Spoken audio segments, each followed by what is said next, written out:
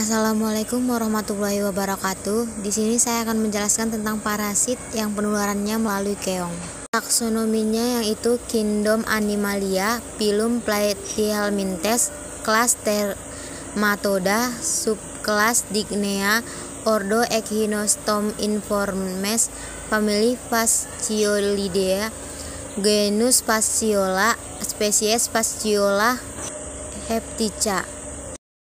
Morfologi cacing ini termasuk dalam kelompok cacing daun karena bentuk badannya menyerupai daun.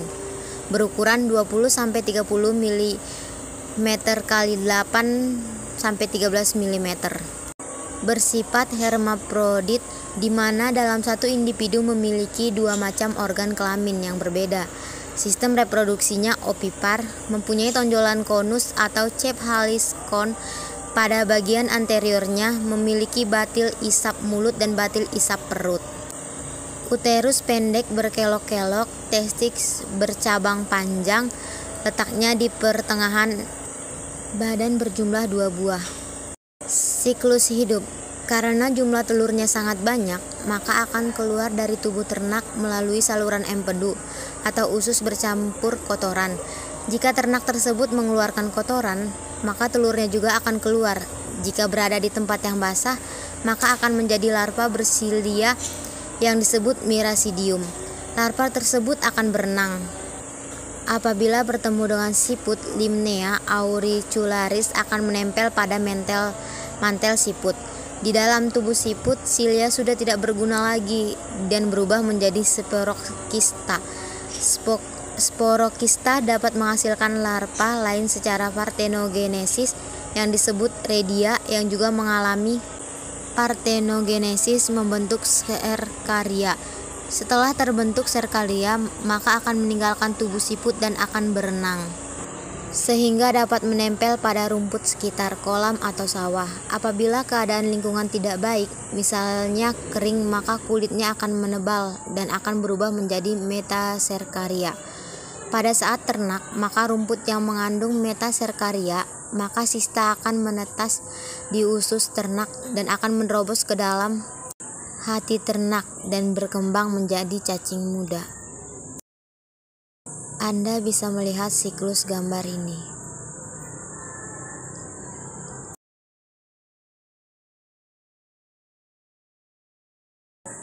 Patologi dan gejala klinis.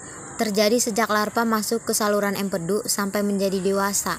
Parasit ini dapat menyebabkan iritasi pada saluran empedu dan penebalan dinding saluran. Selain itu, dapat terjadi perubahan jaringan hati berupa radang sel hati. Pada keadaan lebih lanjut dapat timbul sirosis hati disertai asistes dan edema. Luas organ yang mengalami kerusakan bergantung pada jumlah cacing yang terdapat di saluran empedu dan lamanya infeksi. Gejala dari penyakit fascioliasis biasanya pada stadium ringan tidak ditemukan gejala. Stadium prokreasif ditandai dengan menurunnya nafsu makan, perut terasa penuh, diare, dan pembesaran hati. Pada stadium selanjutnya didapatkan sindrom hipertensi portal yang terdiri dari perbesaran hati, ikterus, asistes, dan sirosis hepatis. Pencegahan dari infeksi cacing ini dapat dilakukan dengan tidak memakan sayuran mentah. Selain itu dapat dilakukan upaya pemberantasan penyakit fascioliasis pada hewan ternak dengan tetap memperhatikan kebersihan kandang dan sebaiknya kandang tidak dekat kolam atau selokan. Pengamatan terhadap keberadaan siput di sekitar kandang dan area pengembalaan ternak menjadi penting. Siput-siput di sekitar kandang sebaiknya dimusnahkan untuk memutus siklus hidup Fasciola hepatica. Diagnosis laboratorium. Penegakan diagnosa infeksi cacing ini dapat dilakukan dengan melakukan pemeriksaan telur cacing dari feses ternak ataupun manusia tersangka penderita.